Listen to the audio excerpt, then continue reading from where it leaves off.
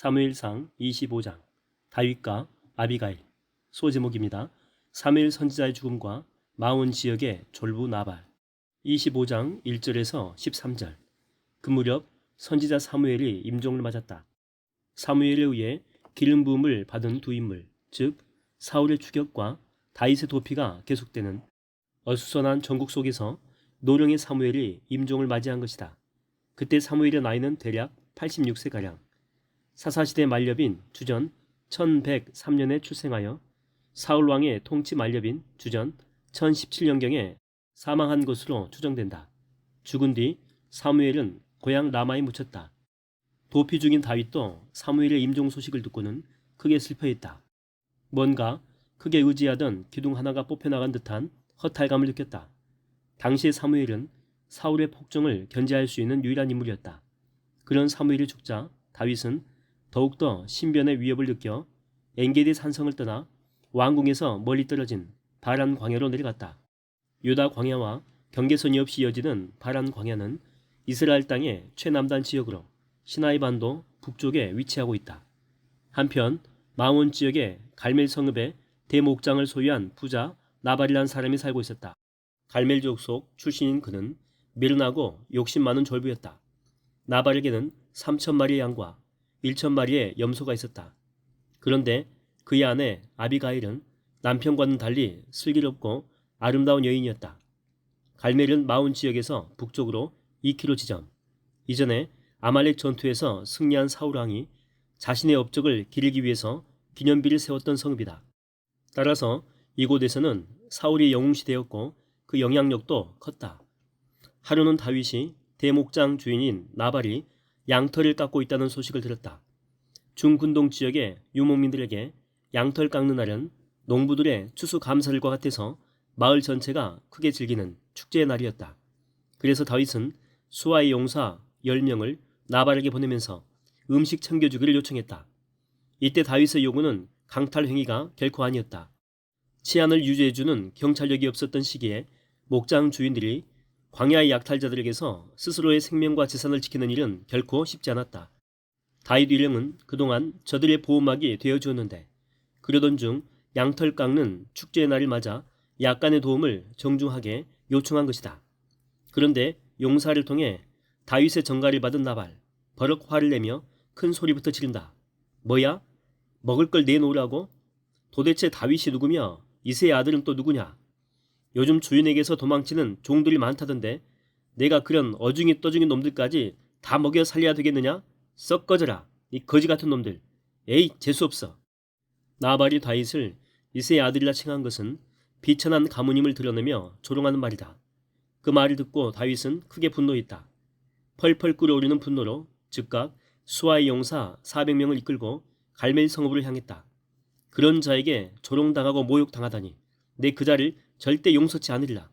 그자뿐만 아니라 그자의 집안에 속한 것들을 모조리 없애버리리라. 소제목입니다. 나발의 지혜로운 아내 아비가일. 25장 14절에서 35절. 주인 나발이 다윗의 용사들을 매정하게 내치는 광경을 목도한 종들. 그들 가운데 한 명이 심히 불안한 기색으로 나발의 아내 아비가일에게로 달려가 자초지정을 말한다. 큰일 났습니다. 다윗이 용사들을 보내 정중하게 음식을 부탁했지만 우리 주인님은 그들을 조롱하고 심한 모욕을 주면서 매정하게 빈손으로 쫓아냈습니다. 뭐라고? 그게 사실이냐? 그렇습니다, 마님.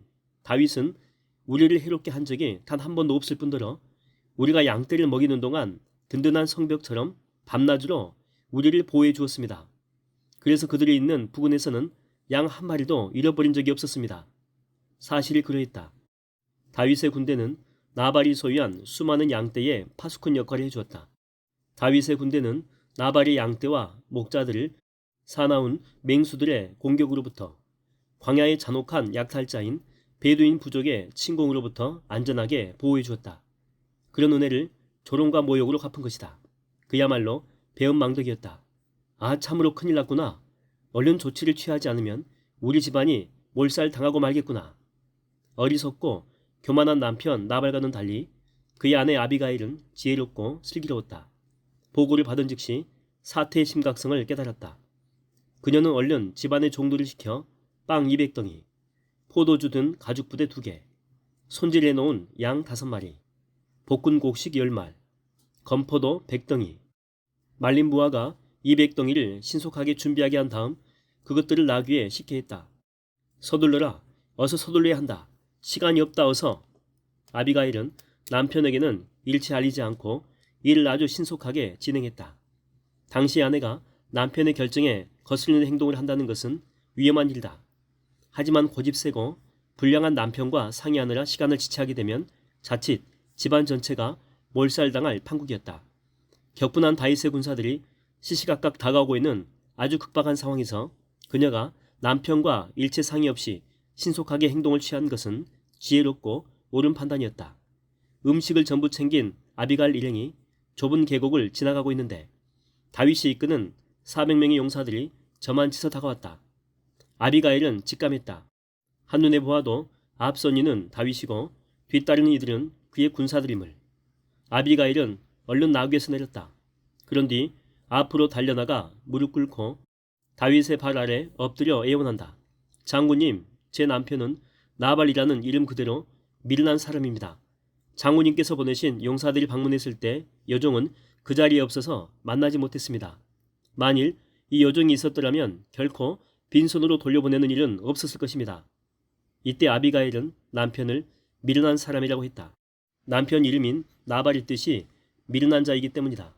히브리 사회에서 이름은 그 사람의 특성에 따라 종종 지어졌다. 다인 용사들에게 아나무인격으로 행동한 나발은 부인의 눈에도 예의 없고 미련한 자였다. 무릎 꿇고 엎드린 아비가일은 계속해서 말이 있는다. 주 하나님께서는 오늘 장군님께서 직접 피를 흘리지 않도록 또 장군님의 손으로 직접 복수하는 일이 없도록 막아주셨습니다. 아비가일의 말 속에는 미련한 자에 대해서 보복하는 일은 하나님께 맡겨버리고 쓸데없는 일에 공연히 피를 흘리는 일이 없기를 바란다는 뜻이 담겨 있었다. 주님께서는 장차 장군님을 위해서 굳건한 왕조를 세우실 것입니다. 그러하기에 누군가 장군님의 목숨을 빼앗으려고 아무리 뒤쫓을지라도 장군님은 아무런 해도 입지 않으실 것입니다. 주님께서 생명 보자기에 싸서 보호해 주실 것이기 때문입니다. 반면에 장군님의 원수들은 하나님께서 무림매로 팔매질을 하듯 멀리 내팽개쳐 버리실 것입니다. 아비가일의 말을 찬찬히 듣고 있던 다윗은 괜스레 헛기침을 한다. 그러는 사이에 그의 노여움도 차차 풀린다. 아비가일을 향한 말투가 한층 부드럽다. 그대를 보내주신 이스라엘의 주님께 찬양을 드리는 바이여. 만일 그대가 나를 막지 않았더라면 내 손으로 많은 피를 흘렸을 것이요. 오늘 나발의 집안도 그대가 살렸어. 아비가일이 보여준 처신은 참으로 지혜로웠다. 그녀는 무조건 다윗의 용서를 구하지 않았다. 다윗을 만났을 때 자신을 여종으로, 다윗을 장군님으로 높이는 자세를 취했다. 또 남편의 무리함을 자신의 탓으로 돌리는 희생 정신을 발휘했다. 무엇보다 무자비한 복수는 주께서 금하시는 일이요. 장차 이스라엘의 왕이 될 자에게는 흠으로 작용한다는 점을 설득력 있게 말했다. 이 같은 지혜로운 처신으로 아비가일은 다윗의 불같은 진노를 가라앉힐 수 있었다. 화가 가라앉은 다윗은 그녀의 선물을 순순히 받아들인다. 좋소. 진심이 담긴 그대의 영접에 임한 복수를 중단하고 돌아가리다. 그대도 평안히 돌아가시구려. 아비가일의 유순하고 지혜로운 말은 그녀의 집안을 살렸을 뿐만 아니라 멀리 보면 다윗까지도 살렸다. 다윗이 한때의 격분을 제대로 처리하지 못하고 나발 집안을 몰살시켜 버렸다면 백성들에게 난폭한 군주라는 인상을 깊게 심어주었을 것이다. 폭군 사울에게 당했던 이스라엘 백성들은 다윗이라는 미래의 왕에게서도 폭군의 모습을 보게 되고 제2의 폭군이 또다시 왕이 되는 것에 대한 불안과 염려를 갖지 않을 수 없었을 것이다. 하나님은 나발 부부를 통해 다윗을 더욱더 성장시키셨다. 나발에 대한 분노를 잘 다루도록 아비가일을 등장시켜 그녀의 슬기로움을 통해 절제와 온유함을 배우게 하셨다. 분노에 대한 치유책은 화가 나는 대로 원수를 쳐 죽이는 것이 아니라 분노 유발자를 하나님의 공의로운 손길에 온전히 내맡기는 것이다. 다윗은 아비가일에게서 그렇게 분노를 치유하는 절제와 온유함을 배운 것이다. 소제목입니다. 나발의 죽음과 다윗의 아내들. 25장 36절에서 44절. 다윗의 군대를 돌려보낸 아비가일이 집에 돌아와 보니 남편 나발은 뭐가 그리 좋은지 연신 웃음을 터뜨리며 호기롭게 술잔치를 벌이고 있었다. 몹시 취한 상태였다. 그래서 날이 밝을 때까지 남편에게 아무 말도 하지 않았다. 다음날 아침 나발이 제 정신을 되찾자 아비가일은 그동안에 있었던 일을 남편에게 이야기한다. 그게 사실이요? 다윗이 우리 집안을 몰살시키려고 했다고? 크게 충격을 받은 나발. 갑자기 심장마비가 일어나 몸이 돌처럼 굳어졌다. 중풍 상태로 졸지에 산 송장마냥 자리 보존하는 신세가 되었다. 그렇게 열흘쯤 지난 후 나발은 결국 숨을 거두었다. 미련한 나발은 제멋대로 나팔을 불었다가 다윗이란 벌집을 건드렸고 결국 자멸의 길을 걸은 것이다.